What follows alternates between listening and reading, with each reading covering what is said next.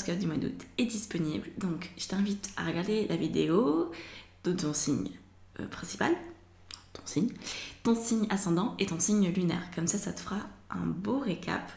Tu pourras faire la synthèse et avoir toutes les billes pour un mois d'août le plus réussi possible. Pour tous les signes, c'est challengeant et pour tous les signes, il y a une thématique centrale qui est de prendre sa place, avec des nuances pour chaque signe.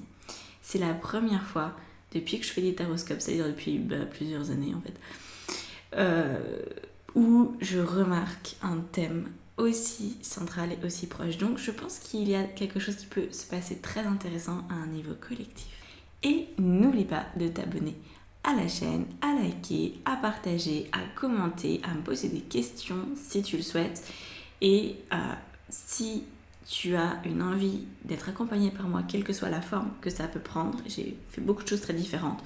Tu trouveras toutes les informations dans la barre d'infos sous la vidéo. Voilà, je te laisse découvrir ton taroscope. Profites-en.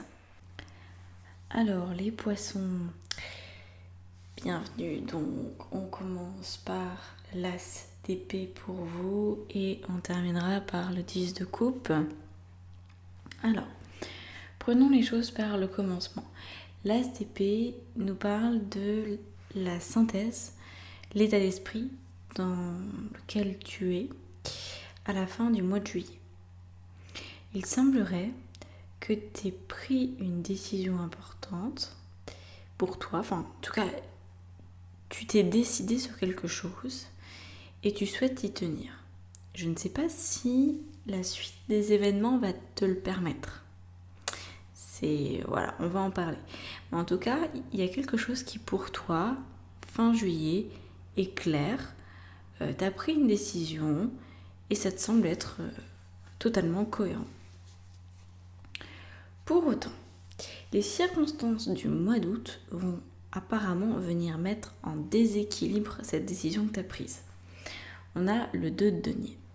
Donc, les circonstances de vie, c'est des choses qui sont neutres, mais c'est pas parce que c'est neutre que ça vient pas nous bousculer dans notre humanité, dans notre monde émotionnel. Donc là, en fait, avec ces circonstances de vie pour le mois d'août, j'ai envie de te dire que par rapport à la décision que tu as initialement prise, soit tu vas te rendre compte que cette décision, c'est beaucoup d'inconfort,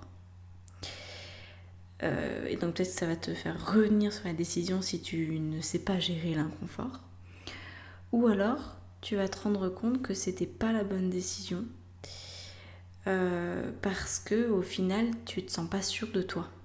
Voilà. Donc soit tu es vraiment sûr et tu vis de l'inconfort, soit t'es pas véritablement sûr et ton choix va être reballotté. Donc, ce qui t'est proposé, la meilleure manière de vivre ce moment d'inconfort, de toute façon, parce que du doute, c'est bien aussi un petit peu de l'inconfort, c'est avec le 7 de denier. Le 7 de denier, c'est ce qui représente le monde de tes pensées. Donc là, on t'invite à le vivre en te disant « Je n'ai pas encore tous les éléments pour prendre cette décision ». Donc, c'est peut-être pour ça que j'ai anticipé, c'est peut-être pour ça que je ressens de l'inconfort, c'est parce que j'ai pris une décision à partir d'une absence d'information ou à partir d'informations minimum. Donc ça peut toucher vraiment toutes les sphères de ta vie, hein. Ça peut être sur ta destination d'en partir en vacances, ou ça peut être sur la personne avec qui tu décides de passer le reste de ta vie. Moi je sens de la hâte. Voilà, il y a une hâte de ta part à prendre une décision, à décider de quelque chose. Alors, du coup, au niveau des pensées, ça va être je continue de me renseigner, je continue de vérifier mes informations, je continue de travailler pour, à un moment donné, pouvoir prendre la meilleure décision possible. Le 7 de denier, c'est vraiment dans cette notion de travail. Ça peut être un peu long, un peu laborieux, ça peut mettre du temps, mais voilà les pensées qui sont les tiennes, qui vont t'aider. C'est chaque jour qui passe j'ai des ressentis supplémentaires, j'ai des informations supplémentaires. Donc, à un moment donné, je vais sentir que vraiment cette décision que j'ai envie de prendre, eh bien, elle va s'ancrer en moi, elle va plus pouvoir bouger en fait. Voilà. Au niveau émotionnel, on a le pendu. Donc le pendu, c'est la confiance. La confiance en tes choix. Pas en la situation ou dans les informations que tu vas obtenir, mais bien dans tes choix, dans tes ressentis, à toi.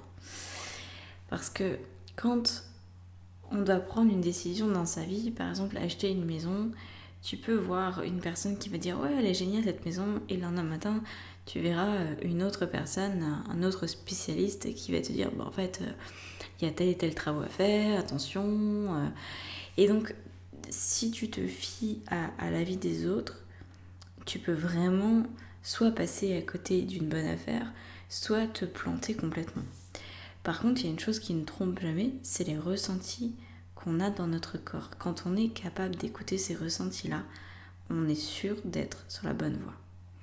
Et apparemment, la décision que tu as prise il y a quelques temps, fin juillet, elle n'était pas suffisamment empreinte de ces ressentis-là. Tu n'avais pas forcément vérifié avec ton témoin corporel la décision que tu t'apprêtes à prendre ou que tu as déjà un peu prise. Bref, elle va être remise en question de toute façon au mois d'août, cette décision.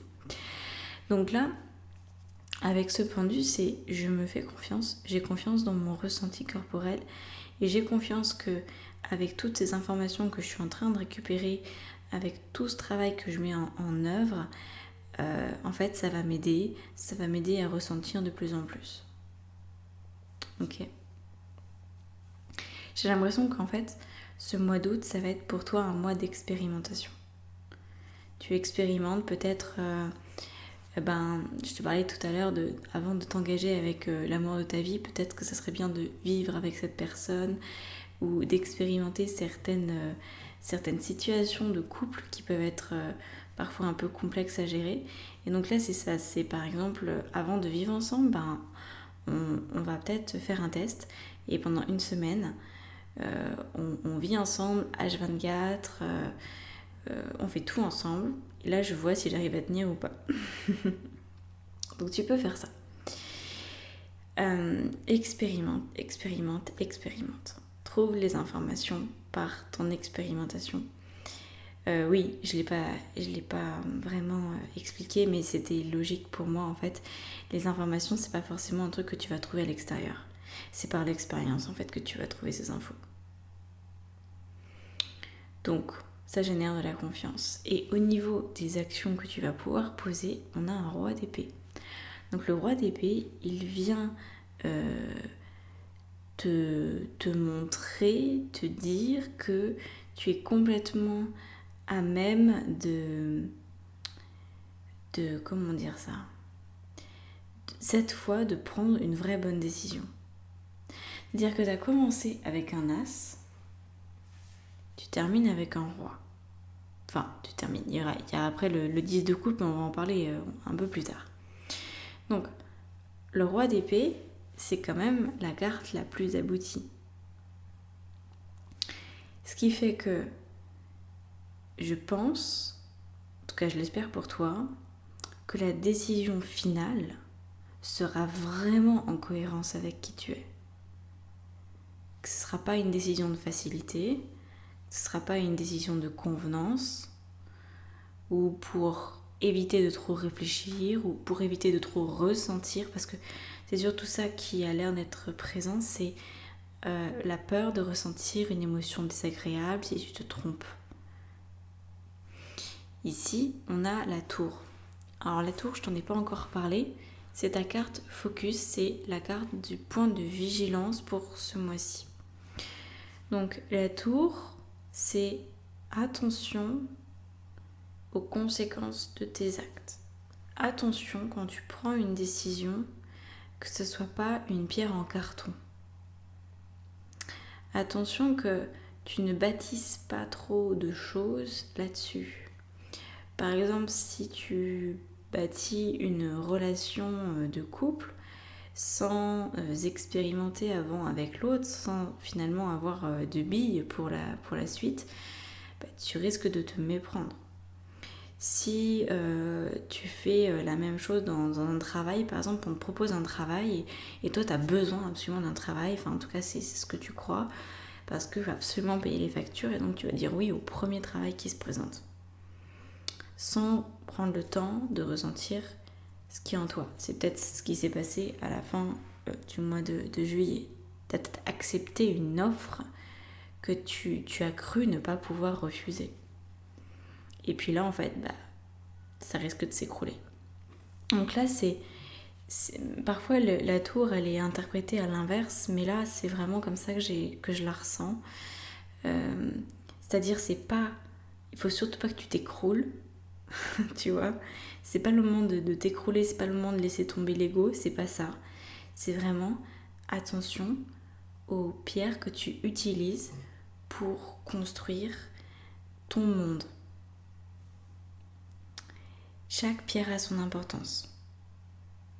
Tu imagines une pyramide, prenons un édifice emblématique et représentatif de ce tarot Néfertari magnifique. Imagine une pyramide ou un temple égyptien de l'ancienne Égypte. Imagine qu'il y a un des blocs qui est en carton. Même si le carton n'existait peut-être pas de la même manière, mais il y avait l'équivalent, il y avait sûrement carton ou du papyrus. Imagine un bloc en papyrus. Est-ce que vraiment tu crois qu'il aurait été à l'épreuve du temps ? Est-ce que tu crois que ce genre de fondation, ça permet à un temple de tenir, ne serait-ce qu'une semaine ? Donc c'est vraiment lié à ça. Il y a besoin que ta décision, elle puisse être pérenne, que tu puisses te baser suffisamment dessus en te disant mais en fait là je suis en train de jouer un truc important dans ma vie. C'est pas du pipeau, c'est pas simplement de choisir le parfum d'une glace. On me demande pas de choisir entre vanille et chocolat. Donc encore une fois, quel que soit le domaine, c'est juste de vérifier ce qui se passe en toi. Et ça va être ton focus. Donc en même temps d'avoir ces pensées que je t'ai dit, de ressentir cette confiance et donc de manière automatique, tu vas avoir une clarté d'esprit bien différente du départ. Mais conserve quand même dans un coin de ta tête, observe-toi pour vérifier que tu ne tends pas vers une facilité décisionnelle. Et donc en fin de mois, tu peux espérer un résultat avec un 10 de coupe. Le 10 de coupe, c'est celui qui profite de sa vie, qui est complètement comblé. La vie est illimitée en termes de bonheur. C'est comme si tu arrivais à créer des expériences de vie où tous les jours, c'est exceptionnel, extraordinaire. Donc tous les jours, tu te réveilles, ta journée est vraiment géniale, donc tu as cette sensation de plénitude, de sérénité. Alors, peut-être que ça ne sera pas dans tous les domaines, je vais pas te dire ça, mais en tout cas, cette plénitude sera présente par rapport au domaine qui appelle une décision. Ici, on a un 3 de coupe. Alors, avant de remettre d'autres cartes pour avoir plus de précision, je t'interprète le 3 de coupe. Il représente le message de tes guides, le message de tes anges, de l'univers, bref. Interprète ça comme tu veux, utilise le mot que tu veux, c'est pas important. Là, le 3 de coupe, ça va être de conserver un entourage, peut-être restreint, mais bienveillant, qui va pouvoir t'accompagner dans tout ça. Donc peut-être que tu vas avoir besoin d'un accompagnement pour y voir plus clair et pour maintenir cet état-là. Peut-être un soin, peut-être ce genre de choses. Ou peut-être tout simplement tu as des amis sur qui tu peux vraiment compter.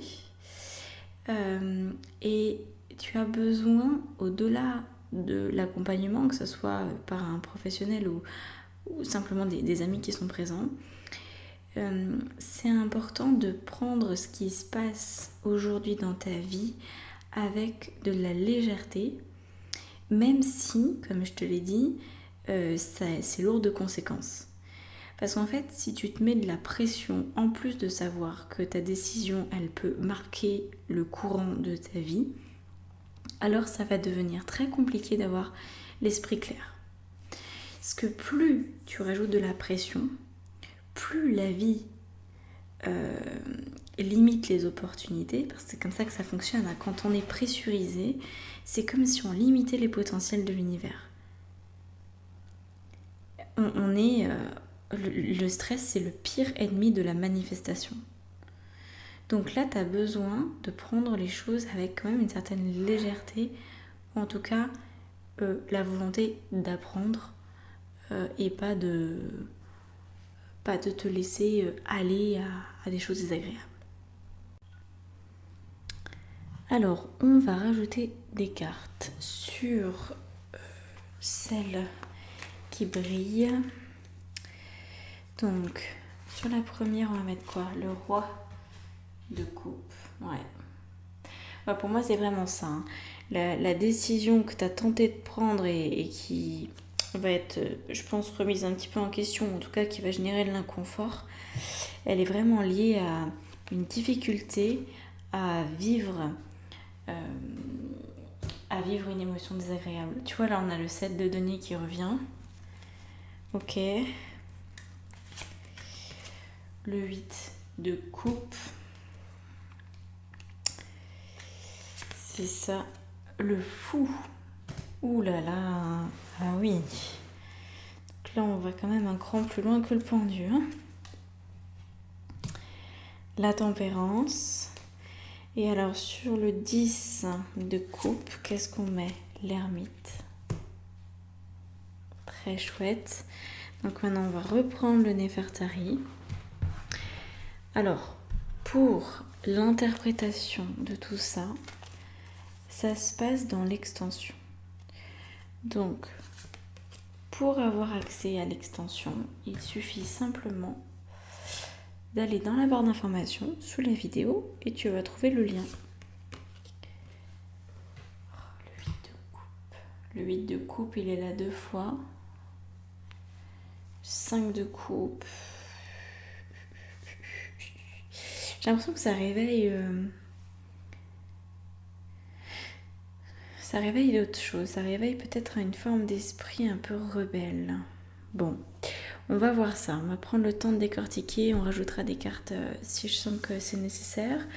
Donc, si tu souhaites que je t'accompagne, quelle que soit la prestation, regarde sur mon site internet si tu es attiré par mon énergie. Je fais du coaching intuitif. Je fais aussi des formations, une grosse formation pour devenir tarologue et créer ta société dans le monde de la spiritualité. Et je propose tous les mois des choses différentes, des ateliers, etc. etc. Donc voilà, va voir, balade-toi, tu trouveras certainement quelque chose qui te parle. Si tu ressens une attirance pour mon énergie. Voilà. Je te souhaite un très très beau mois d'août. Profites-en bien, décide bien et à bientôt.